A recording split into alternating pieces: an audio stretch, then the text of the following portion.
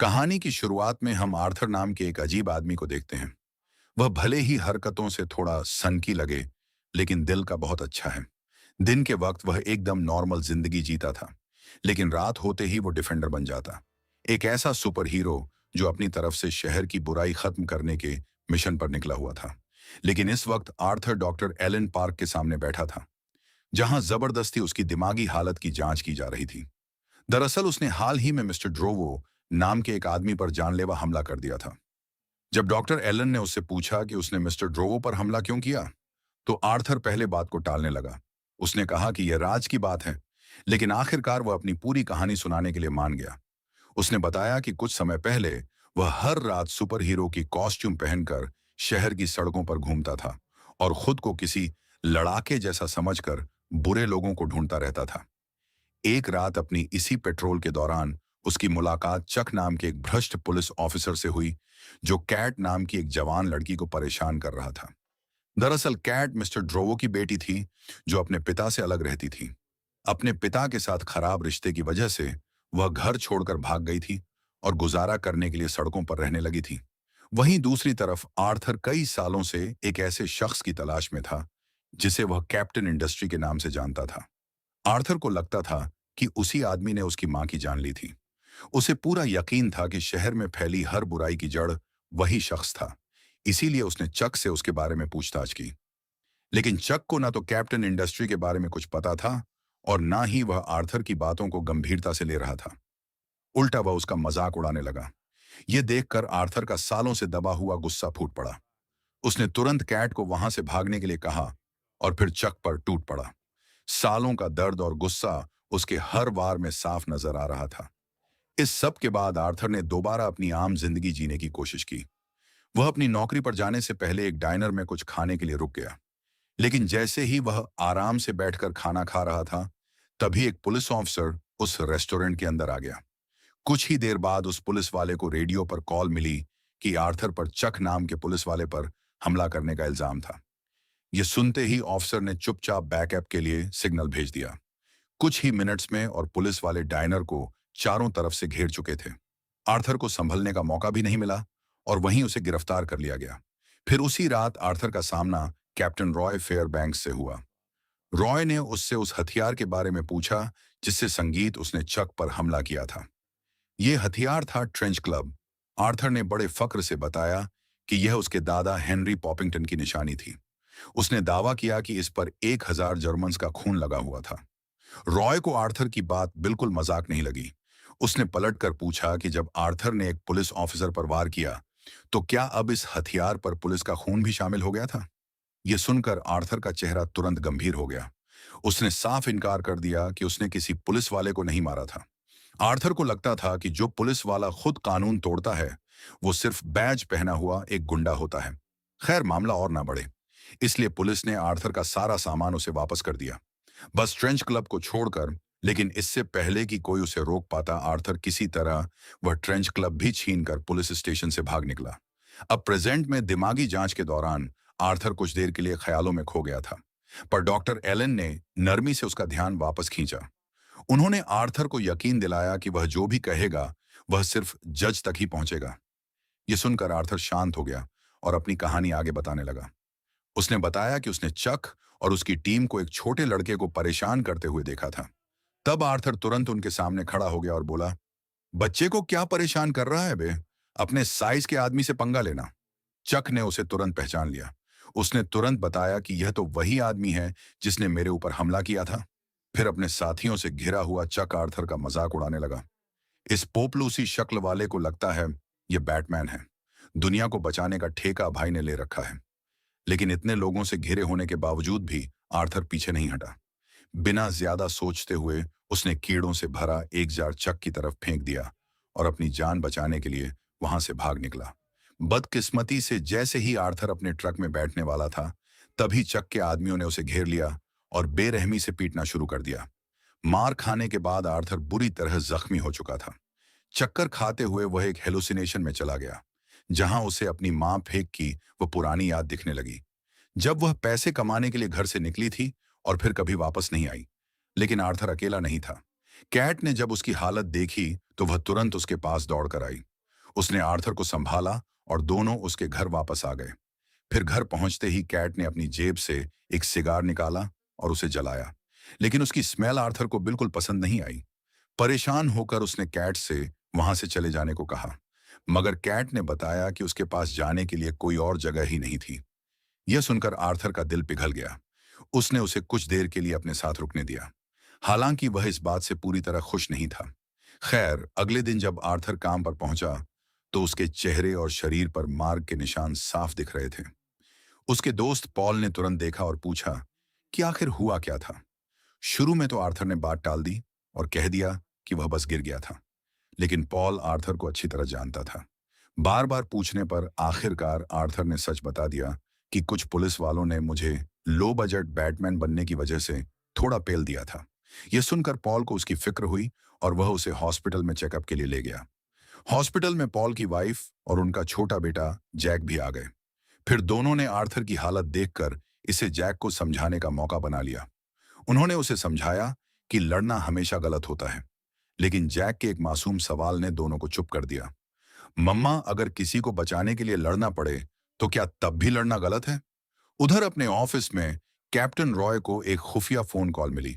Collar ने उसे bikers से जुड़ी एक परेशानी के बारे में वार्निंग दी, लेकिन रॉय बिल्कुल भी घबराया नहीं।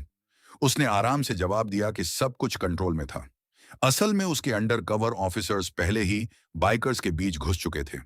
साथ ही उन्होंने रिकॉर्डिंग डिवाइसेस भी लगा रखे थे। फोन रखने के कुछ ही पल बाद चक उसके ऑफिस में आ गया। बड़े आराम से उसने रॉय से बकर्स के बारे में पूछा, लेकिन रॉय ने बिना अपना एक्सप्रेशन बदले ऐसे दिखाया जैसे उसे इस बारे में कुछ भी पता ना हो, और उसने चक के सवाल को पूरी तरह नजरअंदाज कर दिया। खैर, अगले दिन कैट ने आर्थर से पूछा कि आखिर उसके डिफेंडर बनने के पीछे मकसद क्या था। आर्थर ने बताया कि वह एक आदमी की तलाश में था जिसे वह कैप्टन इंडस्ट्री के नाम से जानता था। आर्थर को लगता था कि शहर में फैली हर बुराई, चाहे वह ड्रग ट्रैफिकिंग हो या इंसानों का शोषण, सबके पीछे वही शख्स था। आर्थर की बात सुनते ही कैट को कुछ समझ आ गया।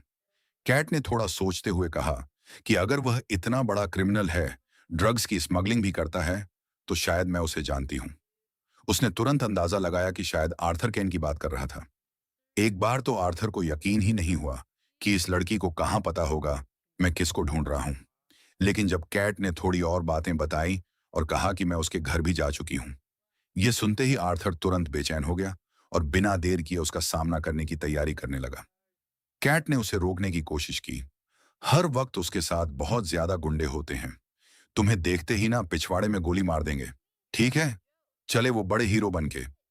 यह सुनकर आर्थर ने कैट से गुजारिश की कि वह उसे केन तक पहुंचने का रास्ता बता दे, लेकिन कैट हंस पड़ी। उसने साफ कह दिया कि बिना पैसे लिए वह कोई भी जानकारी नहीं देगी। फिर उसी रात कैट चुपके से आर्थर का सामान खंगालने लगी, लेकिन आर्थर ने उसे हाथ पकड़ लिया। गुस्से में उसने कैट से कहा कि वह चुपचाप जाकर सो जाए। फिर रात बढ़ती गई और आर्थर को कैट के बारे में कुछ अजीब बातें समझ आने लगीं। वो एक तो झूठ बोलने में बहुत अच्छी थी, दूसरा उसे बातें घुमानी बहुत अच्छी आती थी। लेकिन अब जब आर्थर को उसकी झूठ बोलने की आदत का पता चल चुका था, तो वह यह सोचने से भी खुद को रोक नहीं पाया कि यह केन के बारे में सच बोल रही थी या नहीं। आखिरकार कैट ने मान लिया कि उसे केन के बारे में ज्यादा कुछ पता नहीं था। जब वह उससे मिली थी तब उसकी आंखों पर पट्टी बंधी हुई थी, इसलिए वह उसका ठिकाना तो ढंग से नहीं देख पाई। फिर भी उसने आर्थर को एक रास्ता बताया। अगर उसे केन तक पहुंचना है तो सबसे पहले उसे चक को ढूंढना होगा। आर्थर ने पूछा कि वह उसे कहां मिलेगा। तब कैट ने बताया कि उसे वह क्लब हाउस पता था जहां चक अक्सर अपना वक्त बिताता है, खासकर अब जब उसकी बीवी ने उसे घर से निकाल दिया है। फिर कुछ ही देर बाद आर्थर सीधा उस क्लब हाउस पहुंच गया। वहां उसने चक को देखा, पकड़ा, बांधा और उठाकर सीधा अपने घर ले आया।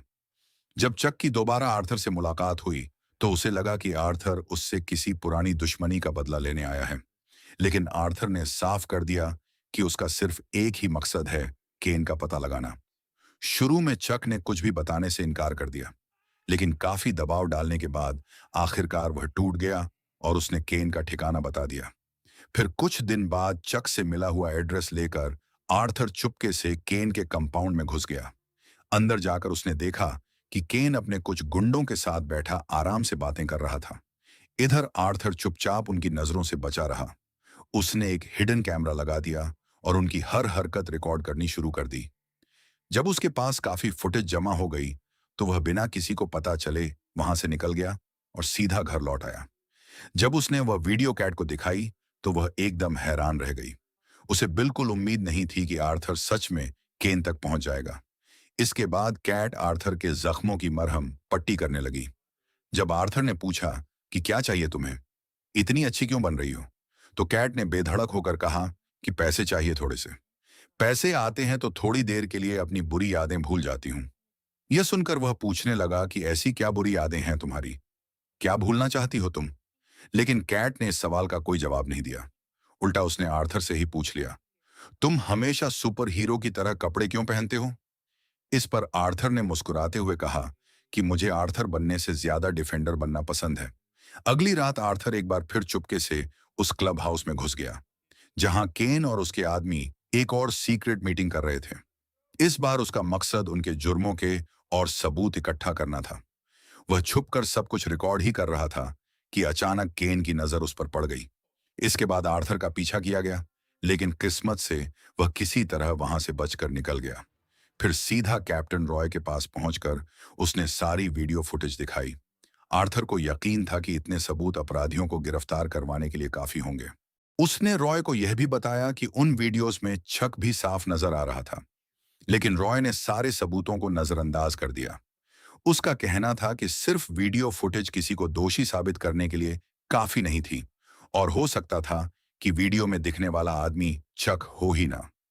असल में सच तो यह था कि रॉय चक को बचाने की कोशिश कर रहा था, लेकिन आर्थर उसकी चाल समझ चुका था और बिना बहस किए वहां से निकल गया। घर पहुंचते ही उसने कैट से कहा कि अगर केन को बेनकाब करना है तो उन्हें और भी वीडियो टेप्स की जरूरत पड़ेगी, ताकि इस बार उनके पास मजबूत सबूत हो। फिर आर्थर ने कैट को कुछ पैसे दिए ताकि वह कुछ वीएचएस टेप्स खरीद सके, और वह उन्हें लेने निकल गई। कुछ ही देर बाद पॉल की मुलाकात कैट से हो गई। थोड़ा हैरान होकर उसने आर्थर से पूछा कि यह लड़की कौन थी और वह इतनी पुरानी सुनसान वर्कशॉप में क्यों रह रहा था। पॉल ने उसे सलाह दी कि वह उसके साथ आकर रहे, लेकिन आर्थर ने साफ मना कर दिया। फिर भी एक सच्चे दोस्त की तरह पॉल ने अपना फोन आर्थर को दे दिया और कहा, अगर कभी किसी मुसीबत में फंस जाओ या मदद की जरूरत पड़े तो मुझे जरूर कॉल करना।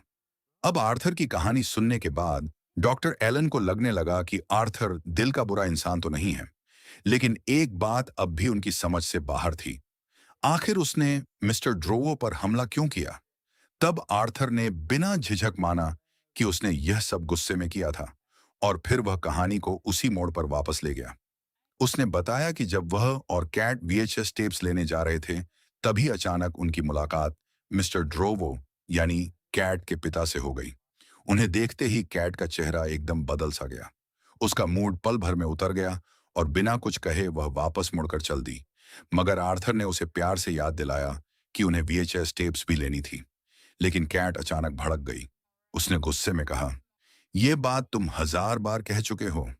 फिर उसी शाम कैट वापस आई और वीएचएस टेप्स भी ले आई, लेकिन अपने पिता से हुई मुलाकात का असर उसके चेहरे पर साफ दिख रहा था। उसका मन बहुत बेचैन था। खुद को शांत करने के लिए उसने एक जॉइंट जला ली। यह देखकर आर्थर बिल्कुल खुश नहीं हुआ। उसने कैट को याद दिलाया कि उसने स्मोकिंग छोड़ने का वादा किया था, लेकिन कैट ने ठंडे लहजे में कह दिया कि उसने ऐसा कोई वादा कभी किया ही नहीं था। अब आर्थर ने तुरंत उसके हाथ से जॉइंट छीन लिया और कहा कि मैं सिर्फ तुम्हारी मदद करना चाहता हूं। यह सुनकर कैट और भी गुस्से में आ गई। उसने आर्थर को जोर से धक्का दिया और कहा कि वह उसे अकेला छोड़ दे। फिर जब आर्थर वहां से निकल रहा था, तभी अचानक उसका सामना केन के गुंडों से हो गया। लेकिन इस बार आर्थर पहले वाला कमजोर आदमी नहीं था।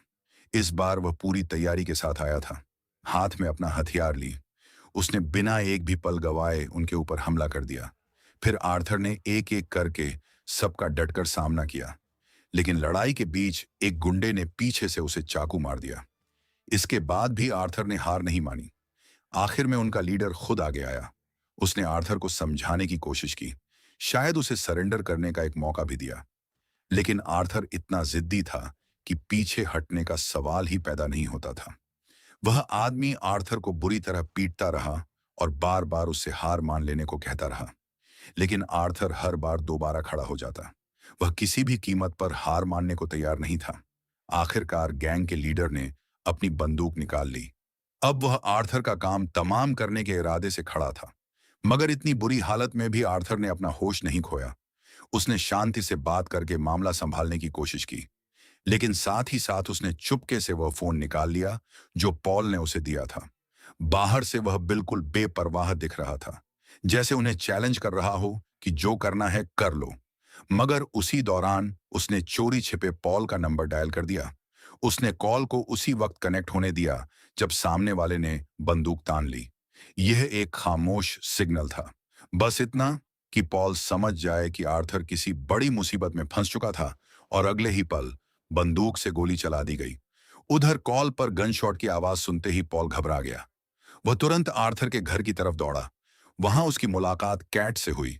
उसने बेचैन होकर पूछा कि आर्थर कहाँ है, लेकिन कैट ने बिल्कुल आराम से जवाब दिया, वह मूवी शूट करने गया है। पॉल को उसकी बात पर बिल्कुल यकीन नहीं हुआ। उसने गोली चलने की आवाज खुद सुनी थी। उसे पता था कि आर्थर की जान खतरे में थी, इसीलिए गुस्से में वह कैट को साथ लेकर आर्थर को ढूंढने निकल पड़ा। कुछ ही दूर उन्हें आर्थर जमीन पर पड़ा मिला। वह बिल्कुल अपनी आखिरी सांसें ले रहा था। अब दोनों ने बिना वक्त गवाए उसे जल्दी से हॉस्पिटल पहुंचाया। वहां डॉक्टर्स ने बताया कि आर्थर को कई गोलियां लगी थीं, लेकिन खुशकिस्मती से वह असली गोलियां नहीं थीं। असल में वह ट्रेनिंग के लिए इस्तेमाल होने वाली रबर बुलेट्स थीं। इस तरह आर्थर मौत के मुंह से बच निकला। जब वह हॉस्पिटल में इलाज करवा रहा था, तब कैट उससे मिलने आई। जो कुछ हुआ था, उसके बाद उसने फैसला कर लिया था कि वह इस सुपर हीरो मिशन का हिस्सा और नहीं बनेगी। उसका मानना था, जिन लोगों से हम लड़ रहे हैं वह बहुत ज्यादा खतरनाक हैं। उसने आर्थर से कहा कि दुनिया में और भी बहुत से बुरे लोग हैं जिनसे लड़ा जा सकता है, और अगर आर्थर सच में किसी बुरे इंसान को रोकना चाहता है तो उसे सबसे पहले उसके अपने पिता ड्रोवो के खिलाफ जाना चाहिए, क्योंकि वह भी बच्चों का शोषण करता था और उसने खुद कैट के साथ भी वही किया था। फिर अगले दिन कैन के होश उड़ गए जब उसे पता चला कि आर्थर अब भी जिंदा है, और उससे भी बड़ी बात उसे पता चला, उसकी गैंग के अंदर इतने दिनों से एक अंडरकवर पुलिस वाला मौजूद था। यह बात पता चलते ही केन ने एक पल भी बर्बाद नहीं किया। उसने उस पुलिस ऑफिसर का सामना किया जो इतने दिनों से उसके आदमियों में घुल मिलकर रह रहा था, और बिना किसी रहम के उस पर गोलियों की बौछार कर दी। इस बीच चक ने भी पुलिस को खबर पहुंचाने वाले बाकी सारे खबरियों को ढूंढ निकाला था, और फिर एक एक करके सबको मौत के घाट उतार दिया। वो आर्थर का काम भी हमेशा के लिए तमाम करना चाहता था, इसीलिए उसने अपने एक आदमी को हॉस्पिटल भेजा ताकि आर्थर जिंदा ही न बचे। वो गुंडा डॉक्टर का भेष बदलकर हॉस्पिटल के अंदर घुस गया। सिक्योरिटी को चकमा देते हुए वह सीधा आर्थर के कमरे की तरफ बढ़ने लगा। उसका इरादा बिल्कुल साफ था, आर्थर को वहीं खत्म कर देना। लेकिन उसे क्या पता था कि आर्थर तो पहले ही हॉस्पिटल से चुपके से निकल चुका था। इस बार उसका निशाना था मिस्टर ड्रोवो। अब आर्थर सीधा उसकी दुकान में घुस गया। उसने मिस्टर ड्रोवो को जोर से धक्का दिया, जिससे वह शीशे का दरवाजा तोड़ते हुए बाहर जा गिरा। इसके बाद आर्थर ने उसे घसीट कर बाहर रखे कचरे के डिब्बे में फेंक दिया। इसी हमले की वजह से आर्थर को गिरफ्तार कर लिया गया और उसका दिमागी टेस्ट करवाने के लिए डॉक्टर एलन के पास भेज दिया गया। आर्थर का मानना था कि सिस्टम इतना बेरहम है कि मैं जेल में बंद हूं, जबकि वह आदमी जिसने मेरी मां की जान ली थी वह खुलेआम घूम रहा है। डॉक्टर एलन ने जब इस बारे में और पूछा तो आर्थर ने बताया कि उसके दादा हेनरी ने ही उसे बताया था कि कैप्टन इंडस्ट्री ही उसकी मां की मौत का जिम्मेदार है। फिर बाद में आर्थर को कोर्ट में पेश किया गया। उसने किसी भी लॉयर की मदद लेने से साफ इनकार कर दिया था। तब उसका दोस्त पॉल उसकी तरफ से बोलने के लिए आगे आया। पॉल ने जज को बताया कि आर्थर पिछले 5 सालों से उसके साथ काम कर रहा है और वह दिल का बहुत अच्छा इंसान है, लेकिन उसने यह भी माना कि आर्थर मानसिक रूप से पूरी तरह ठीक नहीं था। इन सब बातों को ध्यान में रखते हुए जज ने फैसला सुनाया कि आर्थर को पहले पूरा साइकोलॉजिकल इवैल्यूएशन करवाना होगा। फिर कुछ ही देर में आर्थर की गिरफ्तारी संगीत की खबर पूरे शहर में फैल गई। कुछ लोगों ने उसके अकेले जुर्म के खिलाफ लड़ने को बेवकूफ़ी और लापरवाही बताया, लेकिन बहुत से लोग उसे एक ऐसा हीरो मानने लगे जो बिना किसी डर के सही चीज के लिए खड़ा हुआ था। साइकोलॉजिकल इवैल्यूएशन पूरा होने के बाद डॉक्टर ने अपनी रिपोर्ट जज को सौंपी। उनके मुताबिक आर्थर कई गंभीर मानसिक समस्याओं से जूझ रहा था, जिनमें डिप्रेशन, डेल्यूजनल, मेगलोमेनिया, अपने एक्शंस के अंजाम का अंदाजा ना लगा पाना और फैसले लेने की बहुत कमजोर समझ शामिल थी। इसलिए डॉक्टर एलन ने जज से जोर देकर सिफारिश की कि आर्थर को उसकी मानसिक हालत को देखते हुए जेल भेजने के बजाय उसका इलाज करवाया जाए। फिर काफी बहस के बाद आखिरकार जज आर्थर को जेल भेजने के बजाय एक मौका देने के लिए तैयार हो गया, लेकिन सिर्फ एक शर्त पर। आर्थर को पॉल के साथ रहना होगा और हमेशा के लिए अपनी डिफेंडोर वाली पहचान छोड़नी होगी। ये सुनते ही आर्थर भड़क उठा। उसके लिए डिफेंडोर सिर्फ एक कॉस्ट्यूम नहीं था, बल्कि उसकी पहचान बन चुकी थी। पॉल ने उसे समझाने की पूरी कोशिश की। भाई, अगर तू जेल जाने से बचना चाहता है तो इस शर्त को मानने के अलावा तेरे पास कोई रास्ता नहीं है। फिर कुछ दिन बाद कैट ने दोबारा चक से कांटेक्ट किया। उसकी कोशिश थी कि दोनों के बीच सब कुछ पहले जैसा हो जाए। शुरू में चक अब भी आर्थर की वजह से उसे नाराज था, लेकिन धीरे धीरे कैट ने उसे मना ही लिया। उधर केन और उसके आदमी बुरी तरह घबरा चुके थे। उन्हें डर था कि आर्थर कभी भी पुलिस या फेडरल अथॉरिटीज को उनके सारे राज बता सकता है। इसीलिए आर्थर को चुप कराने के लिए उन्होंने कैट को ही अपना हथियार बना लिया। फिर जल्द ही आर्थर को एक धमकी मिली। अगर तूने पुलिस के सामने मुंह खोला तो कैट को मौत के घाट उतार दिया जाएगा। पॉल के घर रहने के बाद भी आर्थर अपनी डिफेंडोर वाली पहचान को भुला नहीं पा रहा था। पॉल ने एक बार फिर उसे समझाया। उसने उसे याद दिलाया कि उसने कभी उसके बेटे जैक की जान बचाई थी, और चाहे वह कॉस्ट्यूम पहने या ना पहने, उसके लिए आर्थर हमेशा एक हीरो ही रहेगा। लेकिन आर्थर के लिए डिफेंडर बनना कोई आदत नहीं थी जिसे वह बस छोड़ देता। जब कैट बंधी हुई थी तो चक ने उसका फायदा उठाने की कोशिश की। कैट ने अपनी सिचुएशन समझते हुए ऐसा दिखाया कि मैं भी यही चाहती हूँ। एक काम करो, खोल दो मुझे, मैं तुम्हें ढंग से प्यार करना चाहती हूँ। और फिर उसे किस करने के बहाने कैट ने मेज से उसकी बंदूक उठाकर उसके गोटों में गोली मार दी। इसके बाद वह वहां से भाग निकली और सीधा आर्थर से जा टकराई, जो उसे बचाने ही आ रहा था। आखिरकार दोनों वापस आर्थर के घर लौट आए। कैट को उम्मीद थी कि इतना सब होने के बाद शायद आर्थर अब यह लड़ाई छोड़ देगा, लेकिन हुआ बिल्कुल उल्टा। अब आर्थर पहले से भी ज्यादा पक्का इरादा कर चुका था कि वह केन का अंत करके ही रहेगा। कैट ने उसे रोकने की बहुत कोशिश की। उसने मिन्नत की कि बिना किसी हथियार के वहां मत जाओ, लेकिन आर्थर ने उसकी एक ना सुनी। इसके बाद आर्थर कैप्टन रॉय से मिला। उसने बताया कि एक खास जगह पर जल्दी ही हथियारों और तस्करी का शिकार बनी लड़कियों की एक बड़ी शिपमेंट पहुंचने वाली थी, और उस शिपमेंट को लेने के लिए केन और चक दोनों वहां मौजूद होंगे। आर्थर के मुताबिक उन सबको एक साथ पकड़ने का इससे बेहतर मौका दोबारा नहीं मिलने वाला था। शायद इसी दिन वह अपनी मां फेक की मौत का बदला भी ले सकता था।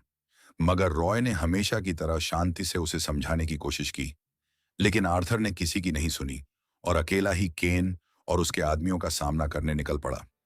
बदकिस्मती से पुलिस के पहुंचने से पहले ही आर्थर को गोली लग गई और इस बार वह बच नहीं पाया, लेकिन उसकी वजह से चक और केन दोनों सलाखों के पीछे पहुंच गए।